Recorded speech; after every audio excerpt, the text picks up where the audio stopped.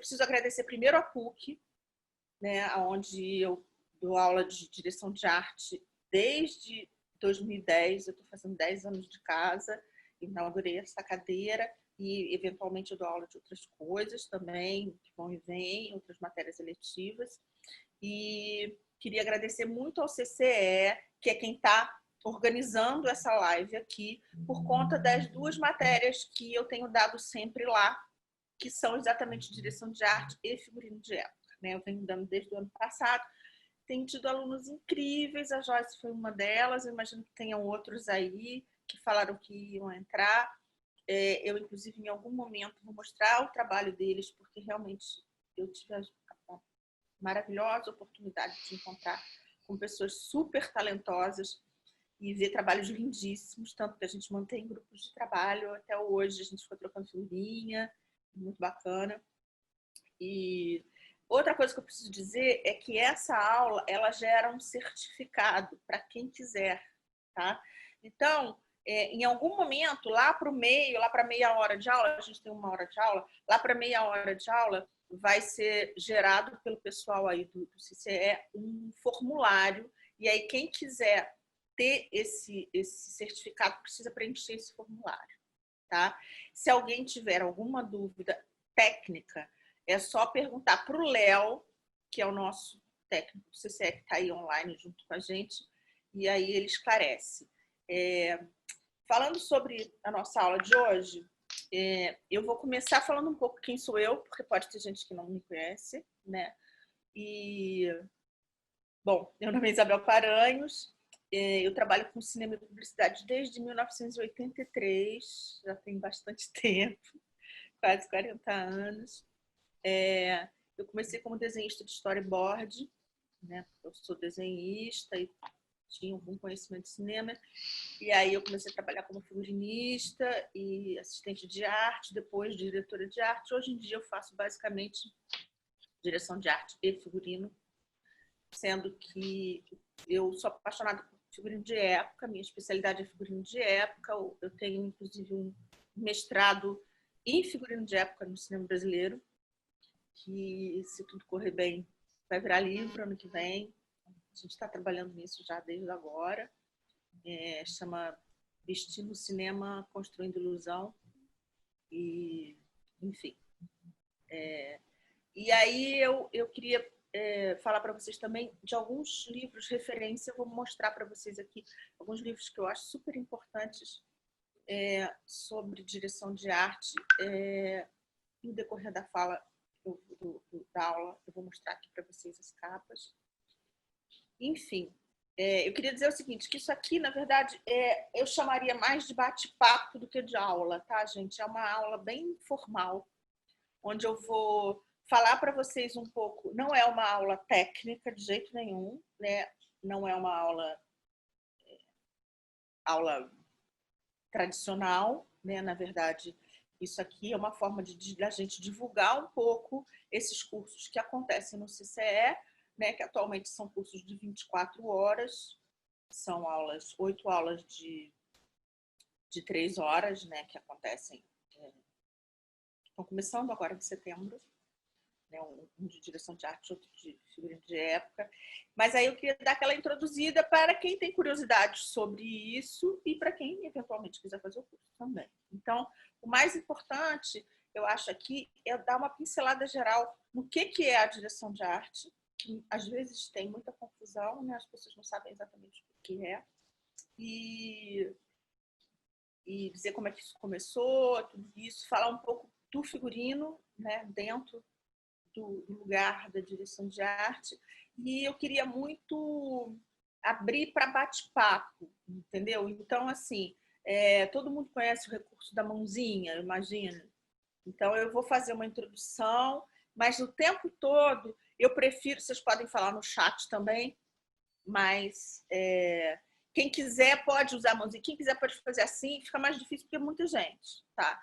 Mas eu vou dar uma introdução e aí depois eu vou abrir só para perguntas. Então, se vocês quiserem, eu acho que talvez é melhor seja assim.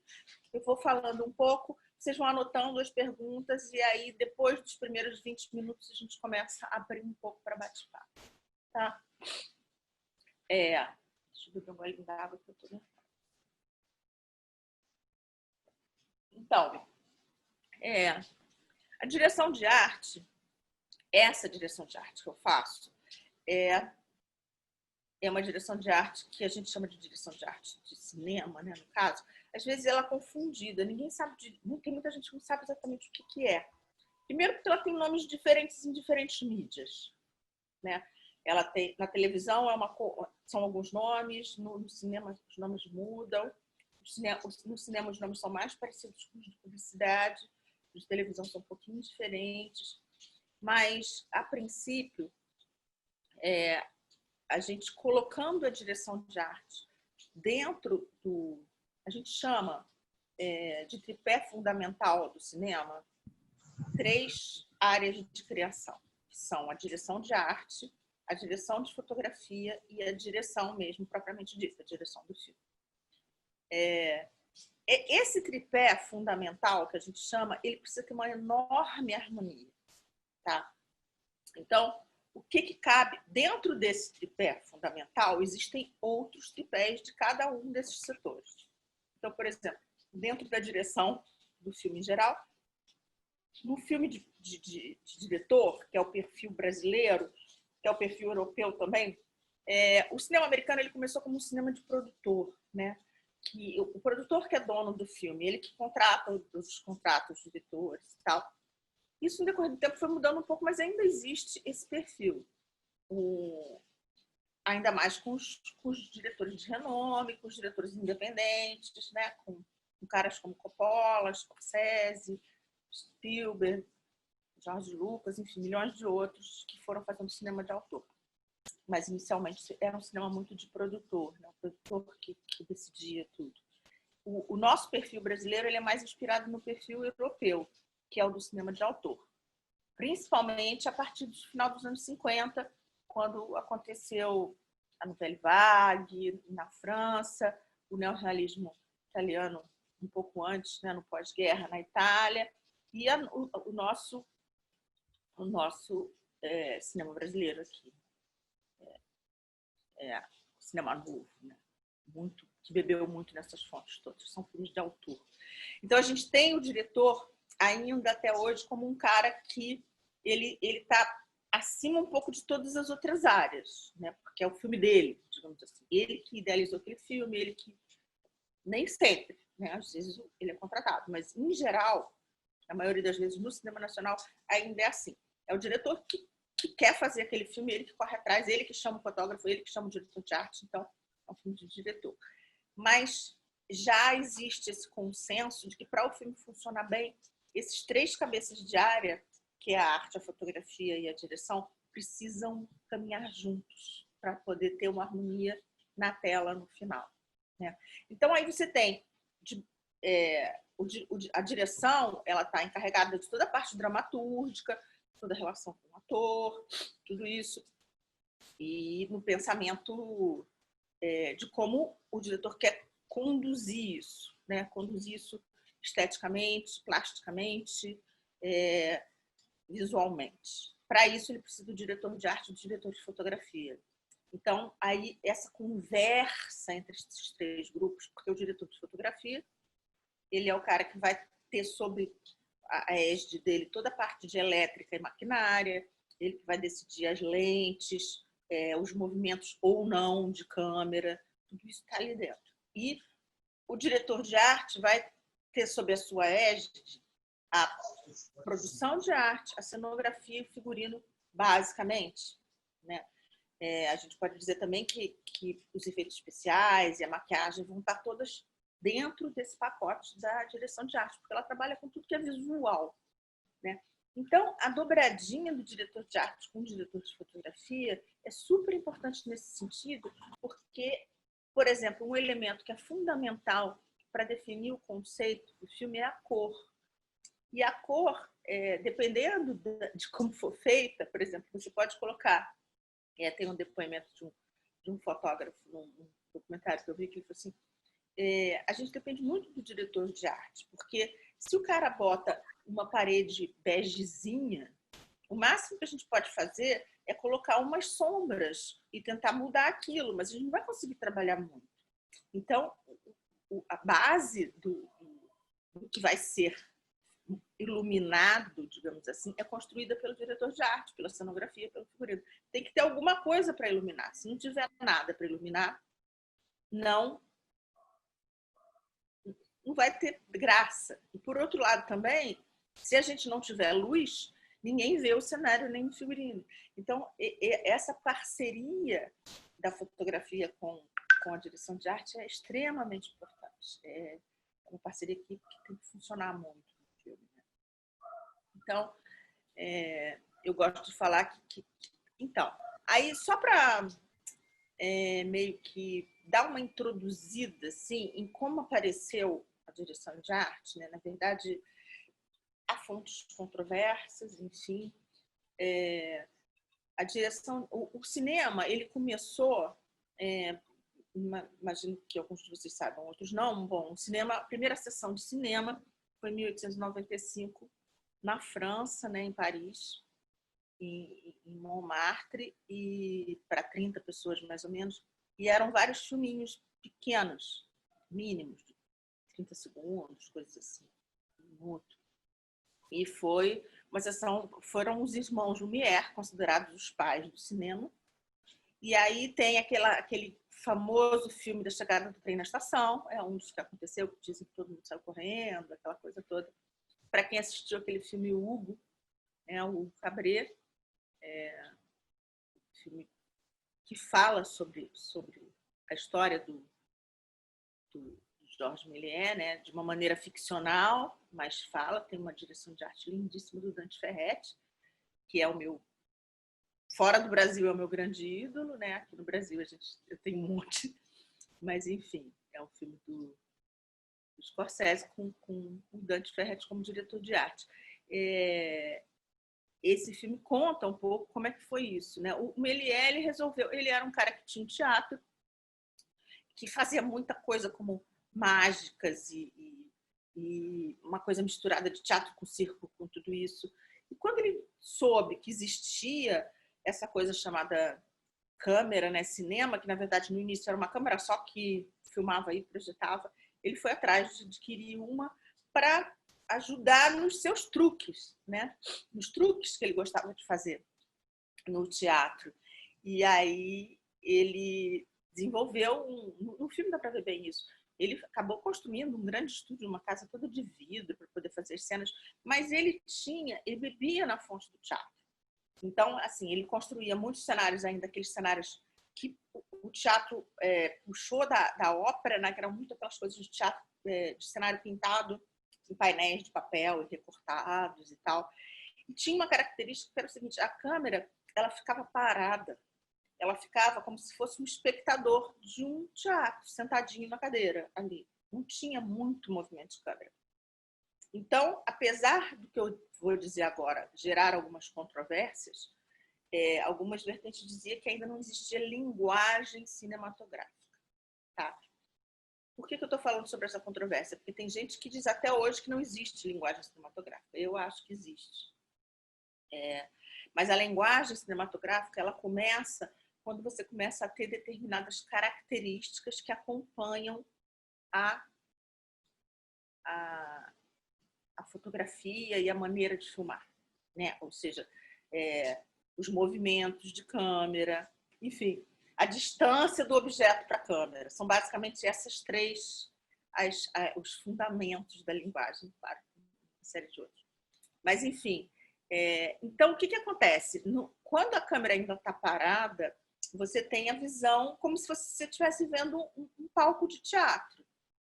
Então, não tem muita... Os cenários entram e saem, você tem mais cenografia do que direção de arte, na verdade. Quando a câmera começa a se mexer, né, e nesse caso a gente tem um cara chamado Griffith, né, da D.W. Griffith, que é considerado o pai do cinema, o pai da linguagem cinematográfica, foi o cara que inventou o close, foi o cara que inventou o carrinho. A câmera começa a se mexer, e aí você começa a ter cenas de ação. E o que acontece? A partir do momento que a câmera se move, você precisa ter um cenário que permita que você filme 360 graus, por exemplo. Ele vai ser visto por todos os lados. Então, você tem que começar a pensar numa coisa tridimensional. Não dá mais para você ficar de frente para um palco onde tem cenáriozinhos que ou sobem e descem ou passam para lá e para cá, porque você vai ver a parte de trás. A menos que seja uma opção, como tem filmes como Barão de Munchausen, por exemplo, que é um filme super interessante sobre o teatro, Mambembe, etc., que você vai mostrar o bastidor, como tem vários outros filmes que tem isso, né? Mostra o bastidor, mas você mostra o bastidor de propósito. Você tem que ter um bastidor cenografado, construído, né? Como o Cantando na Chuva, por exemplo, o tempo todo está mostrando o bastidor, mas ele está mostrando o bastidor com câmera em movimento. Então, você tem que criar um bastidor fake para poder mostrar. Então, você passa a ter a necessidade de uma direção de arte, né? Tem um cara de origem russa, mas que viveu na França, né? Um diretor de arte e historiador de cinema chamado Léon Barsac, que ele fala isso, que ele acha que o ano de marco da direção de arte foi 1908, que foi quando começou essa coisa da câmera se movimentar mais, e que pedia maiores construções cenográficas e uma visão mais geral sobre conceitos, sobre tudo isso. A gente ainda era preto e branco e não falava, tá? E aí, quando a gente chega, na verdade, aí você começa a ter a figura do diretor de arte, né? Agora, ainda insípida e tal, não era uma coisa muito clara aí você tem um figurino também, muitas vezes eram as mesmas pessoas que faziam, isso acontece até hoje, né? Em pequenas produções, pode ser, já aconteceu comigo, por exemplo, de você fazer direção de arte de figurino. Então, a gente tem que pensar que, assim, aí, em 1927, o cinema começa a falar, né? É quando se passa o Cantando na Chuva, e que é super interessante para quem não viu ou para quem já viu e não se lembra, né? Porque a gente pensa no Cantando na Chuva, a gente só pensa naquela cena clássica do Gene Kelly cantando na chuva. Mas ele é um filme de bastidor. Ele é uma metalinguagem, é um filme que fala sobre cinema. Então, ele foi lançado em 1951, mas ele se passa em 1927, quando o cinema começou a falar com o cantor de jazz, né? O filme com o Al Johnson, que fez aquela revolução toda no cinema.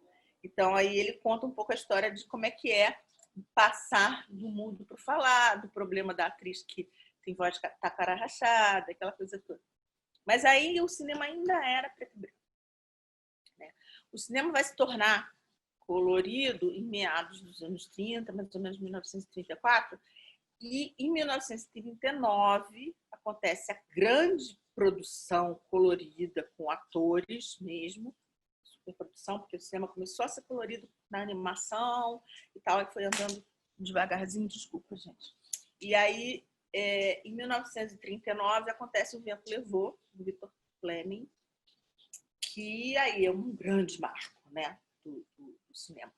E aí, nesse filme, o Selznick, que é o produtor, ele criou a figura do production design, né? Que seria o cara que é o coordenador de tudo. Nos Estados Unidos, o diretor de arte ele é submetido ao production design. O production design é o cara que pensa o filme inteiro, inclusive na parte do orçamento, tudo isso. Ele é o cara que trabalha a cara do filme. E o diretor de arte está sob essa égide. Esse nome foi dado para o Menzies, que era o diretor de arte do Vento Levou, por conta do trabalho incrível que ele fez. Ele achou que ele precisava de um título que fosse além do diretor de arte. Então, foi criado o Production Design. Mas isso, se vocês lembram, durante muito tempo não se usou. Por exemplo, o Oscar, até 2012, era a melhor direção de arte. Só em 2012 que virou Best Production Design, aqui no Brasil chama melhor desenho de produção, né? Então, a gente tem essas confusões, às vezes terminológicas. A gente tem um cargo que é importantíssimo no cinema, que é o produtor de arte. O produtor de arte é o cara, o cenógrafo é o cara que constrói a estrutura, né? Ele constrói a estrutura do cenário, né? Ou seja, as paredes, o teto, o chão, as janelas, as portas. O produtor de arte é o cara que é o que nos Estados Unidos chama de set dressing. Ele é o cara que veste esse cenário. Então, tudo que tem ali dentro, de mobiliário, de tapete, de quadro, é responsabilidade deles. E aí a gente tem, inclusive, uma divisão dentro da produção de arte, que são os caras que fazem o dressing e os caras que fazem props, né? Que a gente é um pouco que a gente chama aqui no Brasil de contra-regragem, que são os materiais que são ligados diretamente ao uso dos atores. Então, são objetos que são manuseados, não são só enfeites. Por exemplo, aqui tem os quadros aqui atrás que vocês conseguem ver, são os set dressing. Se eu fosse uma pessoa que fumasse, o meu cachimbo, por exemplo, seria props. O meu celular, por exemplo, é props, porque é um objeto meu pessoal e que eu uso durante as cenas. Isso é um pouquinho... mas a gente divide a produção de arte nesses dois caminhos. Muitas vezes, no início, todo mundo fazia tudo. Hoje em dia, as coisas estão ficando mais compartimentadas, né? Digamos assim. Então, gente, eu acho que eu vou mudar um pouco a minha orientação aqui e vou fazer o seguinte. Como a gente tem 2 temas para falar hoje, um é direção de arte e o outro é figurino, de época especificamente, eu estou achando que vale a pena, a gente está com meia hora de aula aqui, eu estou achando que vale a pena abrir para perguntas sobre essa minha primeira fala. O que vocês acham? Então, boa noite, professora. Meu nome é Rafael, eu moro em Bauru, interior de São Paulo. Sou formada em design de moda. E eu tenho uma dúvida para fazer também, já está pré-definida para fazer na parte de figurino, mas eu gostaria de aproveitar esse primeiro momento. Como que, nesse conceito de direção de arte, você enxerga o papel do filme O Mágico de Oz? Eu tenho essa... É um filme que exerce fascínio nas pessoas por diversos motivos. E eu gostaria de saber, dentro da direção de arte, como que você enxerga o papel desse filme, que não só marca a transição do cinema mudo para o falado, não bem cronologicamente na época, mas está ainda nessa coisa da transição, bem como um referencial de cinema colorido, não só pelo uso da cor, como pelo uso pensado da cor. Como que você enxerga isso tudo, por gentileza? Rafael, olha só, deixa eu te explicar. O Mágico de Oz, ele é um filme... isso foi uma coisa que eu não falei para vocês, eu esqueci. Esse início todo do cinema, os filmes são quase todos feitos em estúdio. Não existia aquela coisa de filmar outdoors, né? Inclusive, a Europa começou a filmar fora dos estúdios muito antes dos Estados Unidos, né? Isso tem um pouco a ver com questões ideológicas, eu posso até falar sobre isso se houver interesse aqui, mas também com questões práticas por questão da guerra, de como é que funcionava, por exemplo, os filmes do neorrealismo italiano, eles têm essa coisa de filmar a realidade, né, e tal, e ir para a rua para fazer isso, muito por ideologia. Tanto que tem aquela coisa de mostrar muito a gente chama de plano italiano, esse que fica aqui do peito para cima, né, para poder mostrar o gestual, mostrar a expressão, não só o close, mas mostrar a expressão das mãos, né? Os italianos, como nós latinos, mexemos muito com a mão, então tinha que ter um enquadramento que mostrasse isso, né? Do mesmo jeito que a gente chama de plano americano, o plano que é no meio da coxa, porque precisava para poder os filmes de western, o cara sacar o revólver e poder ver. Então, a gente dá esses nomes. Mas o cinema italiano, ele teve essa história de ter, não só por causa de ideologia, mas a Cinecittà, que na época era o maior estúdio que existia na Europa, em Roma, né? Ele virou um campo de desabrigados. Os desabrigados precisavam ficar em algum lugar. Então, não só era uma questão ideológica, mas uma questão física e prática também. Enquanto que os Estados Unidos, nessa época, e muito antes, como você falou, porque o Mágico de Oz é bem anterior, mas ele, desde os anos 20 até o final dos anos 50, com os road movies, essas coisas, ele tem o auge anos 50, por exemplo, a época era Golden Age, eles tinham estúdios incríveis, então tudo era feito em estúdio. O Mágico de Oz é tipicamente esse filme, né? E como ele é uma fábula, ele permite determinadas coisas que não seriam feitas em outras circunstâncias, né? Por exemplo, se a gente for comparar com O Vento Levou é um filme realista, é uma história que ela é totalmente realista. O Mágico de Oz, a gente pode comparar com filmes como A Fantástica Fábula de Chocolate, como Alice no País das Maravilhas, são filmes que são histórias fabulescas, né? Então, e a gente tem um tipo de fotografia que é um pouco diferente da que tem hoje. Então, as cores eram mais estouradas, né? As cores do Technicolor eram muito berrantes. Até os anos 50 a gente tem isso. E eu acho que a minha visão é muito por aí, entendeu? De ser uma opção. A gente tem filmes fábula contemporâneos. Eu gostaria de citar um aqui, que é o Amélie Poulain, que ele também, guardadas as devidas proporções, mas ele também se permite a determinadas coisas que, em geral, eram proibidas antes. Por exemplo, ele usa duas cores complementares. O verde e o vermelho são cores complementares. Então, pela regrinha, a gente não pode usar duas cores complementares juntas porque elas brigam. E aí elas realçam demais uma a outra e isso dá desconforto no espectador. No caso do Amélie Poulain, tem inclusive o nome, o fabuloso destino. Então, o termo fábula está ali dentro, né? Então, como eu falei, tem a coisa das complementares e ainda por cima tem a mistura de estampas. Uma mistura absurda de estampas. Se você for ver quadro a quadro, o Amélie Poulain é um filme que eu analiso muito, tanto na minha aula de direção de arte como na de figurino, porque ele tem essas coisas impressionantes. Você tem na mesma cena quadriculado, pied de poule, listra, bolinha, tudo numa cena só, e não que são, pela regra, é proibido você fazer isso. Você não pode mostrar milhões de estampas numa cena só, né? A parede tem uma estampa, o sofá tem outra, as almofadas tem outra, a roupa tem outra, né? Tudo é super estampado, mas ele tem uma lavagem de pós que faz com que aquilo aí seja gostoso de assistir, né?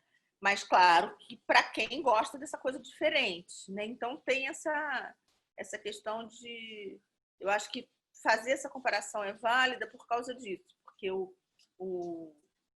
as cores do filme Mágico de Oz tem um pouco isso, né? Eu compararia com essa versão do Tim Burton, inclusive do Alice, né? Que eu acho que tem muito essa coisa também das cores exageradas, etc. Inclusive lá na frente, se a gente tiver tempo, eu quero até mostrar alguns trabalhos dos alunos do passado de direção de arte, de figurino de época, porque eles fizeram um trabalho que foi fazer uma versão da Alice no País das Maravilhas nos anos 70 e foram feitos figurinos lindíssimos e em algum momento eu vou tentar compartilhar aqui com vocês. Mas enfim, eu queria fazer isso, alguém levantou a mão aqui, deixa eu olhar quem é. Então, em relação à última pergunta e indo para essa, né? Você deu o exemplo do Tim Burton e do Alice no País das Maravilhas.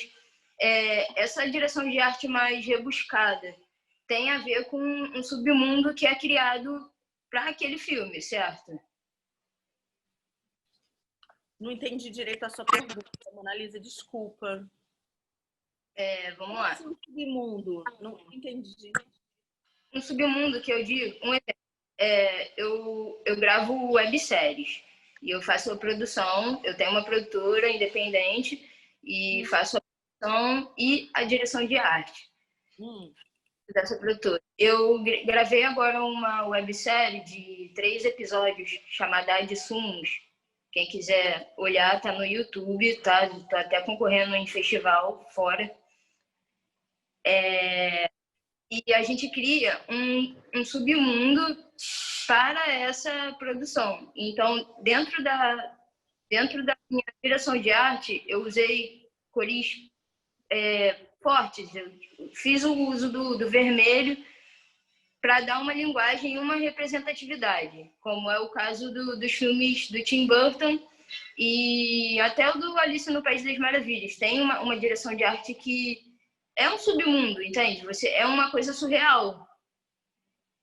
Não é um mundo específico nosso, assim. Você precisa estar com a direção de arte alinhada.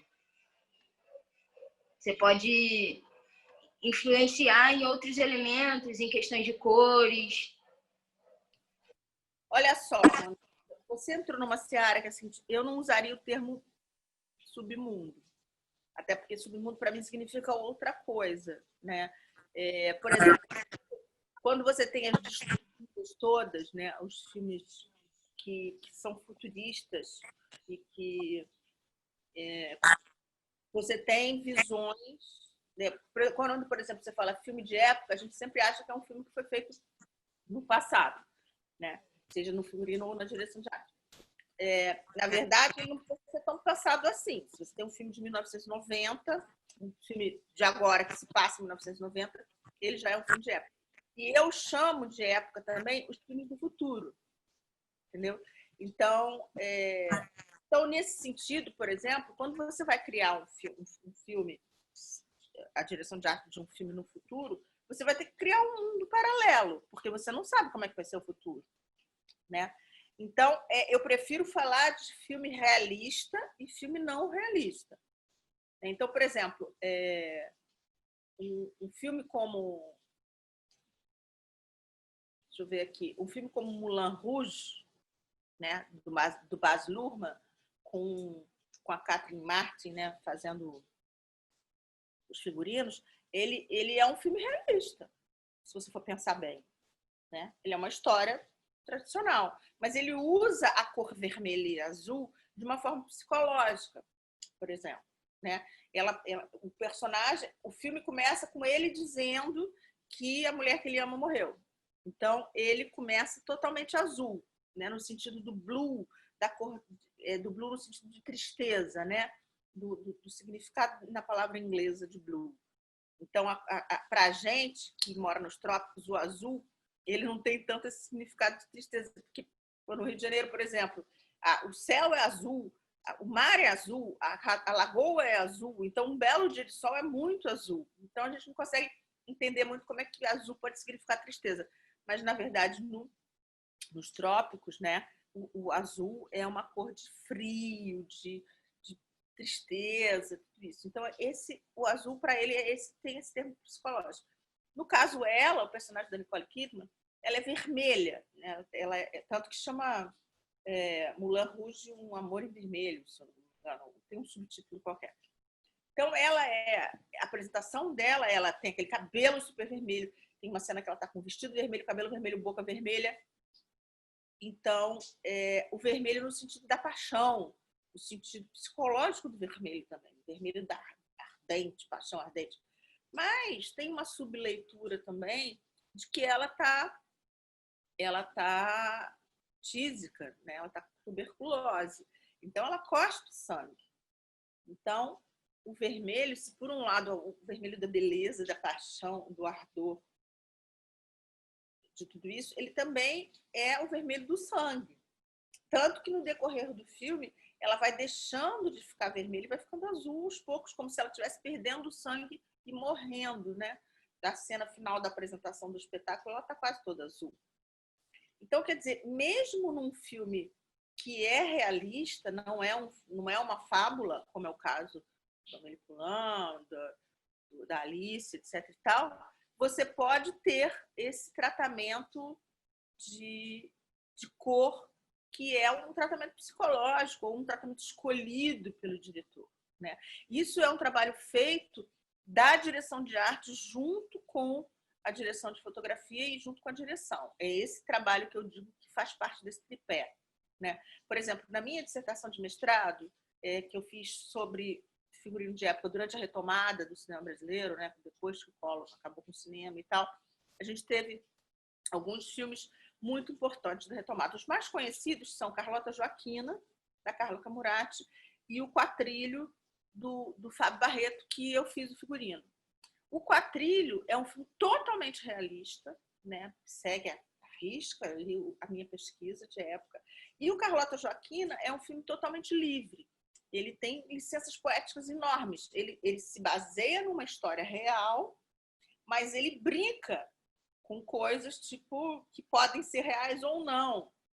Sabe? Tipo, tem roupas que imitam o modelo das roupas da época, só que feitas em chita.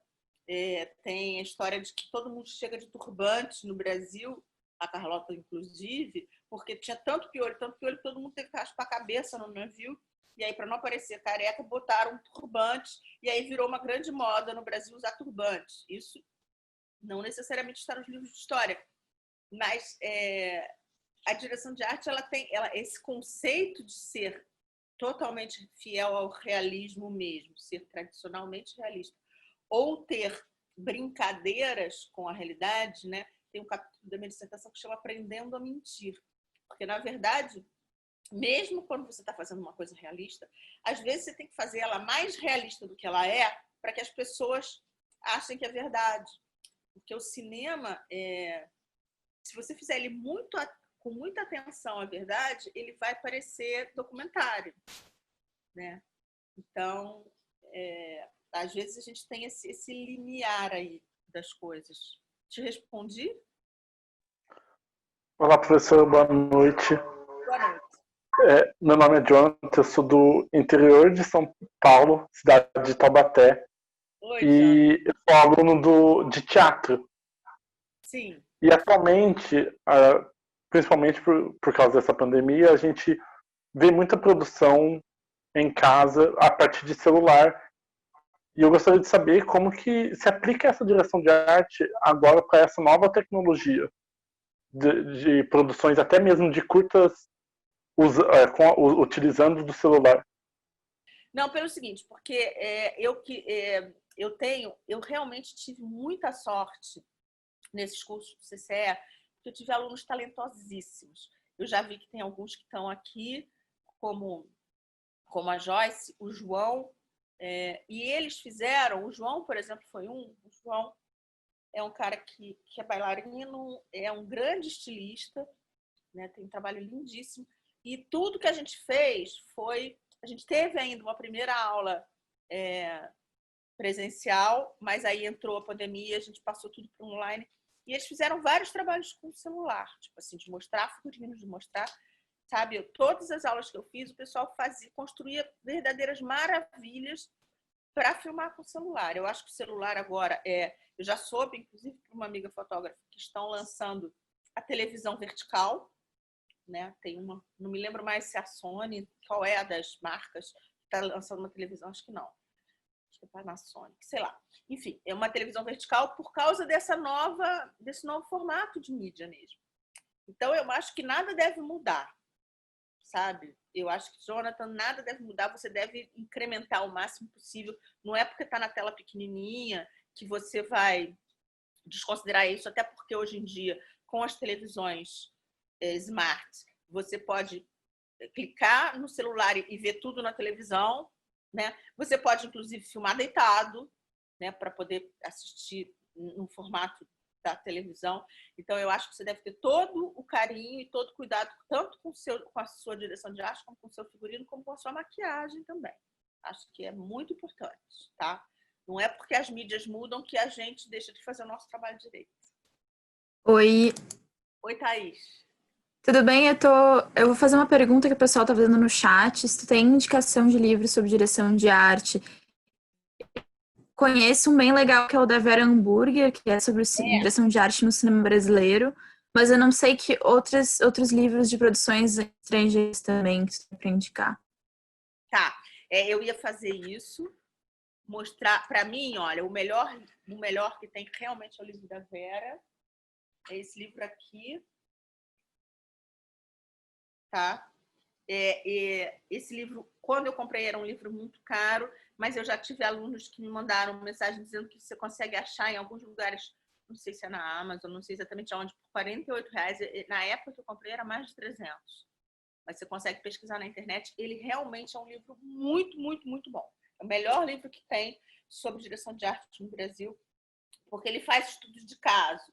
Então, ele fala sobre 4 diretores de arte que são entrevistados. Aí ele mostra, por exemplo, Clóvis Bueno, que foi meu grande mestre. Aí ele mostra cada um dos trabalhos. E aí ele mostra... Deixa eu tentar achar aqui. Ó, aqui, por exemplo, Índia, que foi o filme do Fábio Barreto, o primeiro filme dele, né, o primeiro filme do Pedro Farcas como fotógrafo. Aqui são os desenhos de figurino do Clóvis, né? Esse filme com a Glória Pires também começando, novinha. E aí ele mostra os desenhos de produção, vários desenhos de produção, e mostra também as fotos do filme já pronto, né? Mesma coisa, o Beijo da Mulher-Aranha. Também tem um filme que eu uso muito em aula, que é o Xangô de Baker Street, que é olha, esse aqui é o Brincando nos Campos do Senhor, o filme do Babenco, que o Clóvis fez toda a direção de arte e cenografia. Eles construíram uma cidade inteira na beira do rio. Tá vendo aqui? São as fotos, tem todo o projeto do filme, os desenhos, olha aqui, ó. Esse livro realmente é uma maravilha, né? Tem esse filme, o Xangô, que é um filme do Miguel Faria Júnior, com fotografia do Lauro Escorel e direção de arte do Marcos Flaxman, que é um grande diretor de arte. Esse vivo ainda, o Clóvis infelizmente faleceu recentemente, jovem ainda, com 60 e poucos anos. O Marcos tem um trabalho incrível sobre o Xangô de Baker Street, muito legal, o figurino da Marília Carneiro, é um filme que eu recomendo muito para vocês verem, é um filme que eu trabalho muito em sala de aula. Então, esse livro eu acho que é o que há de melhor. Em relação aos gringos, tem esse... Eu tô vendo tudo ao contrário. Vocês estão vendo ao contrário também? É assim mesmo? Esse livro é muito legal sobre diretores de arte do mundo inteiro, production designers, né? Então, deixa eu mostrar para vocês. Vocês estão vendo ao contrário? Thaís, abre o seu microfone, fechou? Estão vendo ao contrário? Como é que faz para ver normal? Não tem como. Depois eu tiro uma foto e mando, então. Abro aqui. Esse aqui, ó, ele vai... Aqui na frente tem... Tá tudo ao contrário, mas é só para mostrar. Depois eu tiro uma foto. Todos os diretores de arte, e aí são trabalhos deles. Aí tem aqui, ó, o Jim Tavulares, Dante Ferretti, o Ken Adam, a Patrícia von Brandenstein, só fera de vários países do mundo. Entendeu? Aí tem, mesma coisa, tem os desenhos deles, e aí depois tem as cenas dos filmes. Então tem filmes famosíssimos, né? Aí vai assim, ó, por cada um, aqui é o Ken Adam, aí mostra os filmes dele, aí tem... Enfim, tem... Esse eu recomendo muito. Depois eu vou tirar uma foto e abrir o Dante Ferretti aqui, que é esse que eu falei que é o meu querido. Esse filme é o Nome da Rosa, baseado no livro também. Tem umas imagens. Tem o Brasil, o filme. Tem muita coisa boa aqui nesse livro. São os 2 que eu recomendo, tá? Assim, e de figurino tem o meu que vai sair ano que vem. Mas é isso. Quem mais que apareceu aqui? Deixa eu ver. Tem mais alguém aí que está querendo falar? Thaís já foi. Tem mais alguém? Amanda? Amanda não, né? Alguém mais levantou a mão? Não. Thaís ainda está com... Bom, eu acho que eu já falei um pouco do figurino. Deixa eu tirar uma foto aqui das capas dos livros. porque eu vou abrir agora o Zap e aí eu posso... Então, esse aqui é o livro da Vera.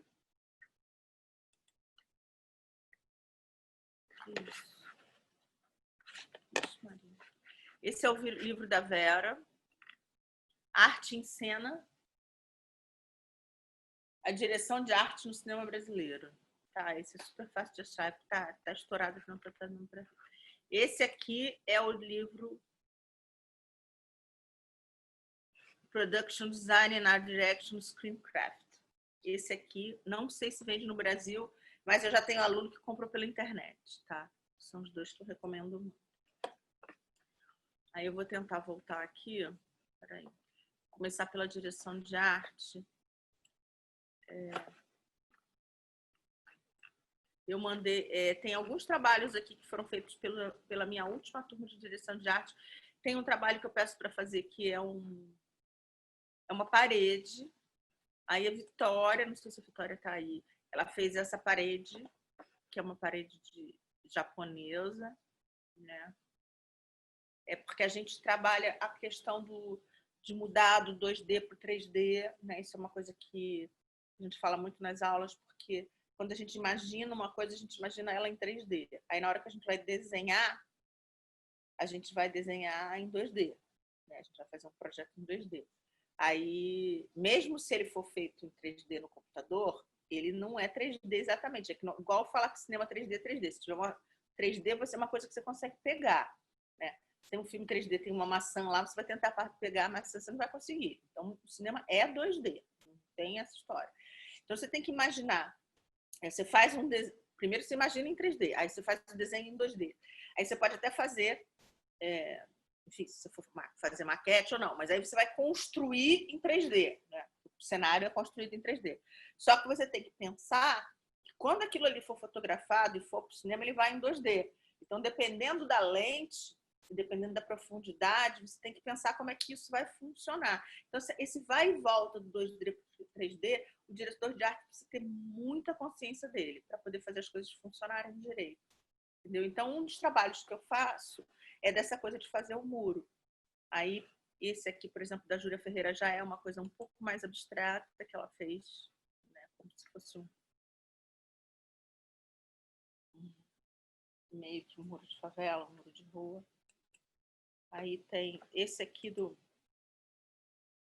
Thiago Valério, que ele fez uma casa com uma temática meio africana. Aqui. Tá vendo? Vocês estão vendo que são coisas que tem volume, né? Ele fez com papelão as pinturas, mas tem a porta cortada, a janela é cortada. Ele está em cima de uma base de isopor. Então, são trabalhos que são... Esse aqui, da Ana. Aqui é um detalhe, esse trabalho foi super... Aqui, ele frontalmente você vê assim, tá? Mas por dentro... ela colocou aqui as fotos, tá vendo? Esse aqui é por trás, para ver como é que ela fez. E aqui uma foto lateral para ver da profundidade, entendeu? Como ela fez uma coisa com profundidade para poder ser uma parede de 3D mesmo. A gente tem outros trabalhos bacanas aqui de figurino. Se você conseguir... Ó, aqui eu estou abrindo, porque as duas turmas do semestre passado de figurino foram duas. Eu criei um grupo só. E aí esse aqui é o meu querido João Batista, esse que eu falei para vocês que é um grande talento, bailarino, estilista, do Teatro Municipal de Niterói. A gente trabalhou o filme do Coppola, o Drácula do Bram Stoker, e eu pedi para eles fazerem figurinos inspirados nisso. E aí ele realmente fez um figurino. Vocês estão vendo aqui? Ele fez Por isso que eu falei, ó, não importa se é celular, o que é, ele fez uma roupa. A Val Mendonça também, que é uma grande costureira, e mostrou vários pedaços de trabalho dela aqui. A gente fez esse... Está demorando para abrir. A gente fez esse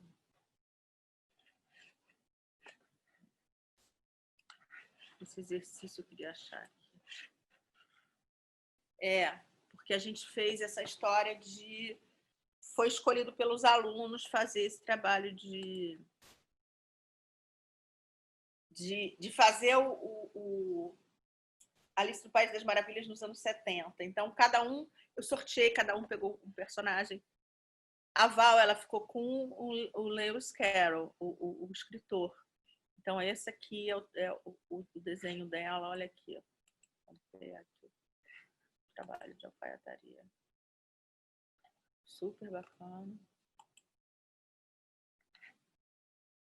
Aí, teve vários trabalhos de estamparia. Aqui.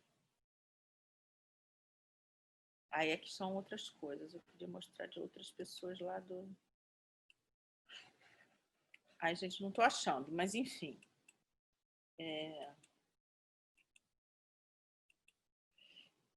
Só para dizer para vocês, gente, que vocês podem me procurar no Face, Isabel Paranhos. E aí a gente pode trocar figurinha, me procura pelo Messenger Inbox, e aí eu mando meu contato para a gente quiser saber melhor. E lembrando que é isso, gente, que os 2 cursos estão começando agora, na primeira semana de setembro. O de figurino é às terças e o de direção de arte às quintas, sempre das 7 às 10 da noite. Mas a gente faz uma coisa tipo... diminui um pouco o número da aula, porque tem uns trabalhos para fazer que são meio que offline e tal, mas, enfim. Eu adoraria ter alguns de vocês lá. Acho que vai ser super legal. E queria saber se alguém tem mais alguma pergunta, alguma coisa. Para quem não estava aí, lembrando que existe um certificado dessa aula, que é só preencher o formulário. Para saber sobre... Eu não sei se está entrando aí, me falaram que iam colocar um link dos cursos aí. Eu não sei se isso está acontecendo, porque daqui eu não consigo ver. Tem alguém ainda aí querendo conversar? Como é que está aqui? Cadê a Maria Clara? Você achou ela, Léo? Vou procurar aqui, professora. Maria Clara, está aqui. É porque... Maria Clara Vieira, é essa? Isso. Oi, sou eu. Oi. É porque eu tô sem vídeo. Tô só com Tá. áudio. Não tem problema. Só fala mais perto do microfone. Tá ouvindo melhor? Bom, agora tô. Tá. Eu queria que você falasse um pouco sobre o uso da cor e do preto e branco, assim, de forma geral. Eu estava pensando mais, assim, diretores que usam as duas coisas. Por exemplo, Bergman, né? A maioria dos filmes dele é em preto e branco, só que tem filmes que ele começa a usar cor, ou então até em filmes que mesclam as duas coisas, né? Que tem partes do filme... Na verdade é o seguinte, e partes em preto e branco. É uma questão mais para fotografia, não tão nostalgia do Tarkovsky. Ele tem filmes como... Você falou? Oi. O Bergman, por exemplo, tem filme que tá travando aqui. Você tá me ouvindo? Maria Clara? Tá travando bastante. Eu tô travando? Agora... Não, é porque o Agora Bergman... Tá dando para me ouvir, gente? Sim, tá falhando a voz dela, professora. Se é a minha conexão. Tá, entendi. Então, pode ser a internet dela, professora. Tá. O que eu queria dizer é que o Bergman, ele é um cara que ele tem filmes importantíssimos em relação à cor, por exemplo, O Grito de Sussurros, que é um filme que trabalha com azul e vermelho também. Agora, em relação à direção de arte, eu nunca fiz um filme em preto e branco, tá? Mas eu acho que deve ser muito mais difícil. Assim, eu me lembro de ter feito alguma coisa tipo curta ou publicidade, não sei. E tem coisas tipo assim, você tem que mudar a cor das coisas para elas ficarem da cor que você quer. Por exemplo, o sangue tem que ser mexido no preto e branco para poder ficar mais escuro. Você tem que entender mais sobre como que aquela cor vai ser fotografada quando você vai para o preto e branco, entendeu? Para isso, você precisa muito da ajuda do fotógrafo. Na verdade, eu acho que o diretor de arte precisa da ajuda do fotógrafo o tempo todo, entendeu? Porque quando tem certas... eu me lembro de uma cena do Quatrilho que tinha eu tinha algumas roupas que eu tinha conseguido originais, tanto roupas de cama como camisolas e tal, e na noite da lua de mel da Patrícia Pilar, que ela tem uma cena que ela abre uma gaveta e as roupas que estavam todas dentro eram roupas brancas e que eu não podia botar no chá. Normalmente, a roupa branca, para não estourar tanto no filme, a gente tinge ela de chá. Para poder, porque aí ela vai parecer branca, mas ela não vai estourar demais. E eu não podia fazer isso porque eram roupas emprestadas, né, do início do século XIX, do século XX, de 1900 e poucos. E aí eu tava com febre nesse dia, eu tava super nervosa. E aí o Félix chegou no set, Félix Monte, um diretor de fotografia argentino, um doce de pessoa, um diretor de cinema incrível, de fotografia. E aí ele falou, Bel, fica tranquila, que eu vou resolver isso. Aí ele iluminou a cena toda só com aquelas bolas de papel japonesas, sabe? Uma luz super sutil. Então, nada estourou, ficou tudo lindo, a cena ficou toda harmoniosa, sabe? Aquela luz baixinha, gostosa, meio quentinha.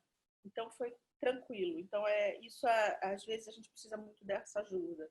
Do mesmo jeito que, às vezes, você pode... Eu me lembro de um comercial que eu fiz, não vou dar nome aos bois, mas que eu tinha um cenário de uma cozinha que era todo verde, rosa, assim, e o cara estourou tanto de luz que ficou tudo branco. Entendeu? Ele só priorizou o ator e o cenário sumiu. Então, mas isso, graças a Deus, em cinema nunca aconteceu comigo, só em publicidade. Em geral, é isso. Você tendo uma boa parceria com o diretor, você vai saber como lidar com tudo isso. Respondi? Mais alguém, gente? E o João? O João tá aqui. Tá me ouvindo, Oi, João? querida. Tô te ouvindo, Oi, você tá me ouvindo? Saudade! Saudade! Olha só, eu queria te mostrar um negócio. Rapidinho aqui. Peraí, eu tenho que deixar você... Léo, sou eu que tenho que deixar ele share screen ou é você? Pode ser você, professora. Posso? Então tá. Vai lá, amor.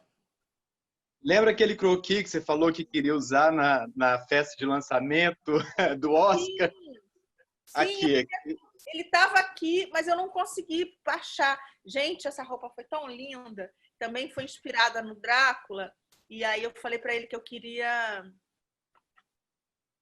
Peraí, deixa eu ver se eu consigo... eu tinha botado para você dividir a tela. Peraí.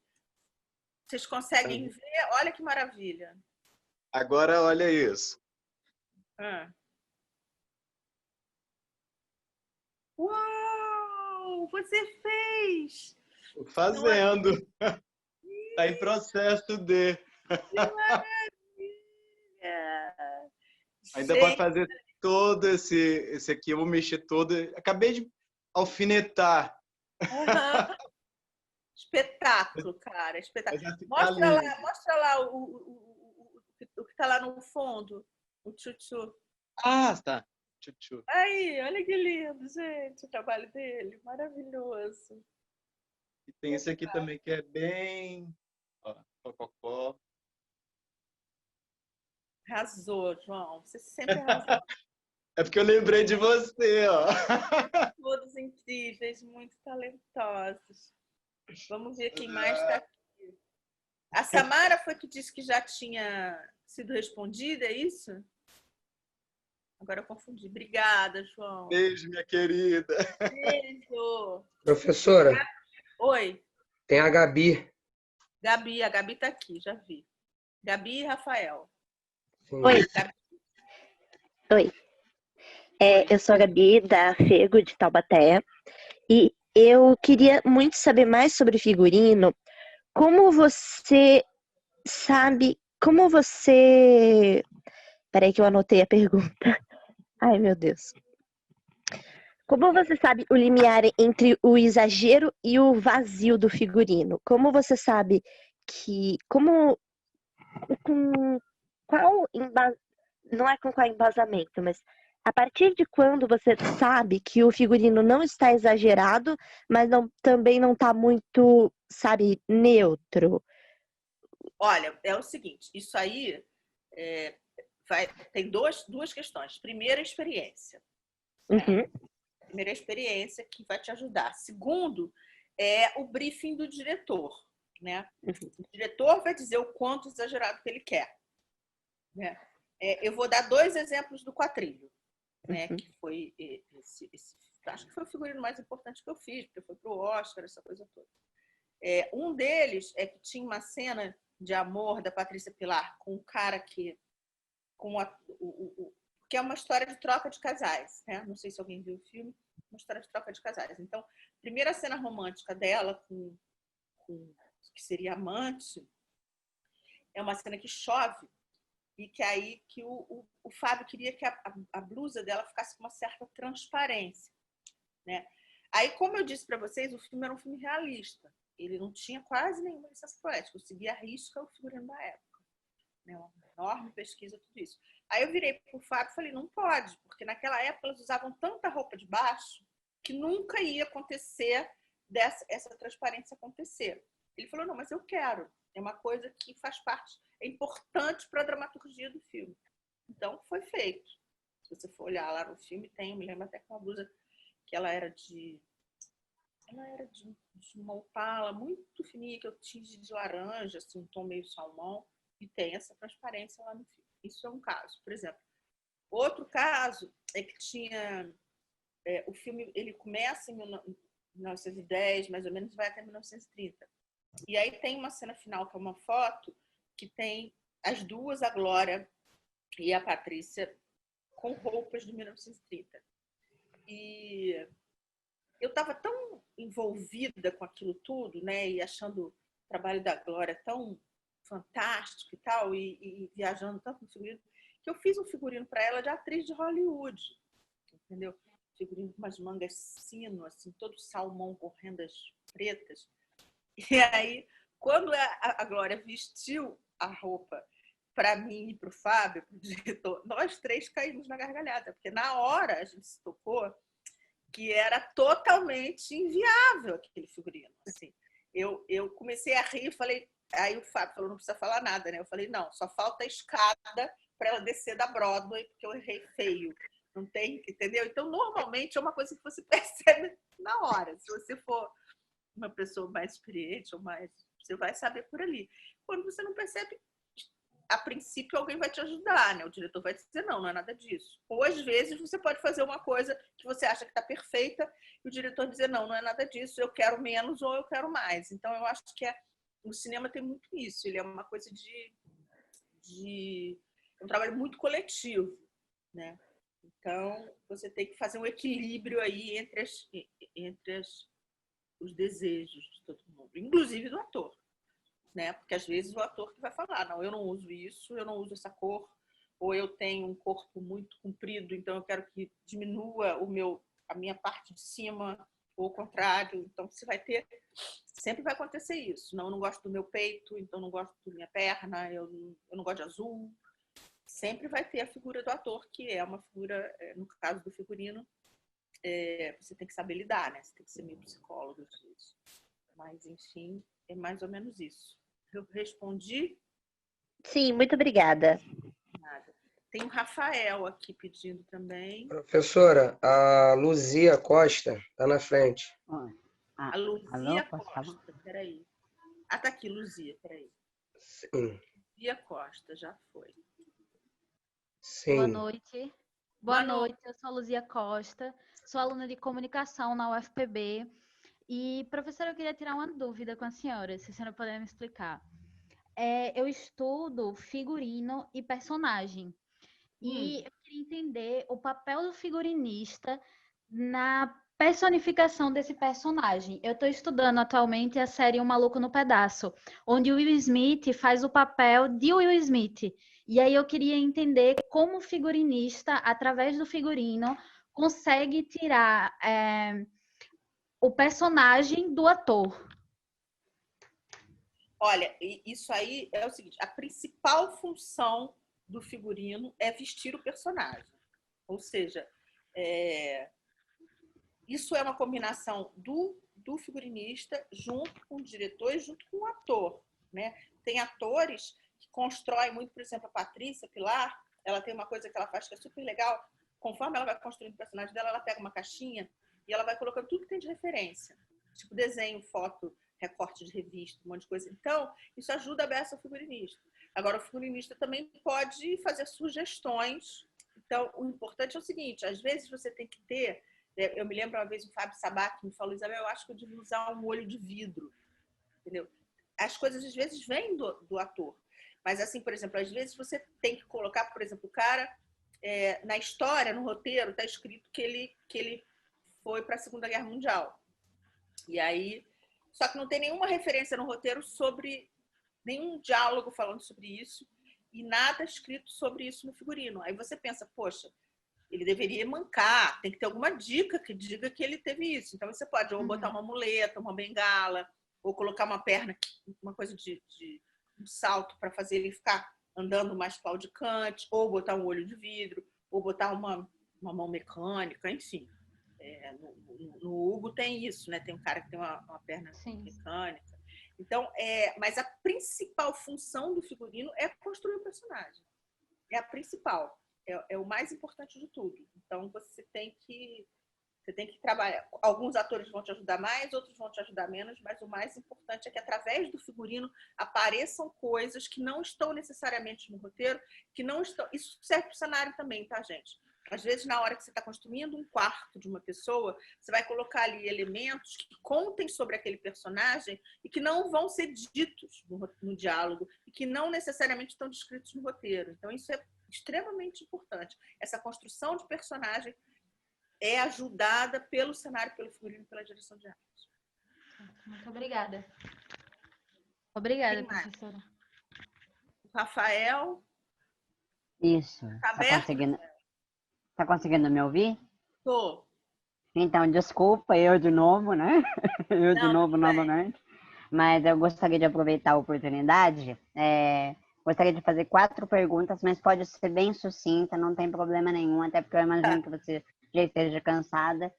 Então, é o seguinte, eu gostaria de perguntar primeiramente, usando de exemplo o filme Maria Antonieta, da Sofia Coppola, que eu tenho a impressão, muitas vezes, que o figurino é uma parte que se exige muita estaticidade, que é aquilo ou não é aquilo. Inclusive, tem um blog que eu adoro, que chama Propflix, e as meninas são muito respeitosas com os filmes que elas colocam elas revisam o figurino, só que é um site voltado para o que é corretamente ou não corretamente a história. E eu lembro que na época do filme Maria Antonieta, muita gente adorou a inserção daqueles All-Stars, aquele par de All-Stars na cena.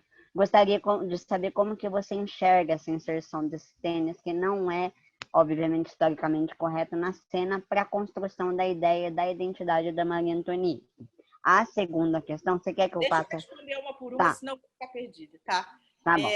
No caso da Coppolinha, eu acho o seguinte, a partir do momento... Você tem outros exemplos, como, por exemplo, o Gladiador, que tem um cara de calça jeans, ou tem outras coisas assim, são coisas que passaram batidas, despercebidas. No caso da Coppolinha, ela fez de propósito. Isso. Ela botou aquilo ali para dizer, olha só, isso aqui é a minha visão da Maria Antonieta, existe uma diretora aqui, isso aqui é o meu... Eu estou criando um corpo histórico, que isso aí é um assunto que não cabe aqui, mas é um assunto que eu desenvolvo na minha aula, é um assunto que está presente na minha dissertação sobre o conceito de corpo histórico. Então, ela é igual o cara, é igual o Velázquez quando coloca ele lá pintando o quadro dele mesmo, entendeu? É para dizer, olha aqui, isso aqui não foi a mão de Deus que fez, fui eu. Eu existo, eu sou um artista, eu sou um criador. Então, eu acho que é extremamente válido e relevante. Certo. A segunda questão é em relação ao trabalho de paleta de cores e a junção em épocas que seriam... por base, meio complicadas. Eu vou dar um exemplo. O próprio século XVIII, logo anteriormente à Revolução Francesa, como que se dá o trabalho disso né? Que é uma coisa toda rococó, com tons pastéis, aquela coisa toda que a gente conhece, num universo sombrio. Ou o contrário, um universo vitoriano real mesmo, como foi e tal, todo aquele luto da Rainha Vitória, mas trabalhada numa atmosfera mais livre, mais floral. Como que se dá isso, essa junção, sem parecer uma coisa caricata? Rafael, olha só, você me desculpa, mas essa pergunta é uma pergunta muito complexa para essa aula, entendeu? Ah, tá bom. No curso, Tá. mas eu digo basicamente que é uma coisa que vai depender muito da conceitualização do diretor junto com o diretor de arte, entendeu? O que ele quer daquilo ali. Isso aí faz parte do pensar o filme, das reuniões que são feitas antes do filme começar. Tá bom? Mas é um assunto que pode desenvolver no curso. Tá bom. E as duas últimas perguntas... tá bom. As duas últimas perguntas são mais simples. Em relação ao filme alemão e o Christiane F., isso é mais em relação à direção de arte. Porque eu lembro que eu fiz um curso de teatro e dentro do currículo tinha História do Cinema. E o filme O Christiane F. é um filme praticamente impossível de assistir, porque ele é muito escuro. E eu perguntava para o professor, não é possível que esse filme não tenha ocorrido erro na iluminação. Ele falou, não, pode ter certeza que para contar uma história de uma menina, uma adolescente viciada em drogas, foi para chegar a esse resultado, foi pensado. Eu não sei se você tem esse filme na sua memória, fresco, mas é um filme muito difícil de assistir. Eu não vi o filme. Eu, Christiane F., 13 anos, drogada e prostituída. Agora, existem filmes que têm essa estética, sim, né? É proposital. Tem muita coisa, tá? Como formato de tela, por exemplo, um filme como O Farol, que é um filme preto e branco incrível, sim. Foi lançado no final de 2019, que tem uma opção por uma tela quase quadrada. Isso aí são opções estéticas. É um filme que eu recomendo, inclusive, um filme belíssimo. Tá certo. E a última, como que você enxerga a absorção de maneira mais profissional do figurino de época no cinema brasileiro? Eu vou citar um exemplo só para ilustrar a pergunta. Eu gosto muito do filme Chica da Silva, com a Zezé Mota, com a Elke Maravilha. E pelo menos ainda no contexto dos anos 70, eu vejo uma absorção muito rasa, muito, nessa questão do figurino pelo menos, muito quase não profissional, as pessoas que me desculpem. Mas como que você enxerga essa absorção desses últimos tempos do figurino de época no cinema brasileiro? Eu acho que o cinema brasileiro tem maravilhosos filmes de época, entendeu? Na minha dissertação, que, como eu disse, vai virar livro, vocês vão ver 3 deles, que é o Quatrilho, o Carlota Joaquina e o Canudos, entendeu? Eu acho que a gente tem o Capa Preta, por exemplo, foi um filme que eu fiz em 1985 e tem um figurino de época super esmerado, que se passa nos anos 60, então é época, às vezes a gente acha que época é só século XIX, século XVIII, não, né? Como eu disse, um filme dos anos 2000, que se passa em 2000, é época, a gente já está em 2020, entendeu? Então, eu acho que a gente tem muita coisa bacana. A gente tem grandes figurinistas no Brasil, né? A gente tem a nossa grande diva, que é a Marília Carneiro, né? A gente tem Carla Monteiro. O pessoal que está na televisão tem muita gente incrível. Beth Filipek, maravilhosa. Marília Carneiro, Carla Monteiro, Marli Salles, Rita Murtinho, das antigas, enfim, eu devo estar esquecendo um monte, né? Clara, maravilhosa, Inês Salgado e Bia Salgado, fantástica, né? Fez milhões de filmes brasileiros, grande Bia. Então, a gente tem muita gente boa no figurino brasileiro, entendeu? É porque ou não tinha verba, ou nos anos 70 a gente tinha uma situação meio complicada mesmo, né? Mas eu acho que, se você for dar uma olhada, dos anos 80 para cá, a gente tem grandes produções. Com certeza. Muito obrigada, professora. São 9h30, eu preciso encerrar. Como eu disse, vocês podem me procurar no Face, Isabel Paranhos, vou estar lá, Isabel Comece. Se vocês... Aí a gente troca figurinha. Eu vou adorar se vocês fizerem meu curso, tanto de direção de arte como de figurino de época, começando agora, na primeira semana de setembro. Se quiserem saber mais informações, é só entrar lá no CCE da PUC. E é isso, meus amores. Adorei a aula, achei mó barato. Espero que aconteçam outras. Tudo bem para vocês? Alguém quer fazer uma pergunta final aí? Podemos encerrar?